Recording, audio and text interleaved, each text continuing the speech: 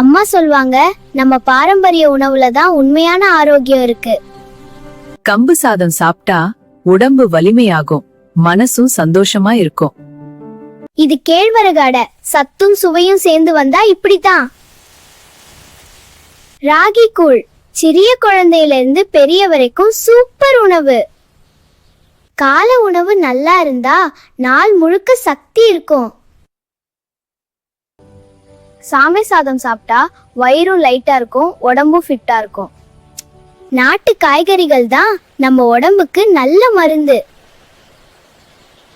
மோர் குடிச்சா உடம்பு குளிரும், ஜீரணமும் நல்லா இருக்கும். நாம் வலிமையா வளரணும்னா நம்ம பாரம்பரிய உணவே போதும். தாத்தா பாட்டிக்கெல்லாம் நம்ம பாரம்பரிய உணவு தான் சிறந்த சத்தான உணவா இருந்துச்சு. அன்போட சமைச்ச உணவுல ஆரோக்கியம் தானா வரும். இயற்கையோட வாழ்ந்தா நோய்க்கு இடமே இருக்காது.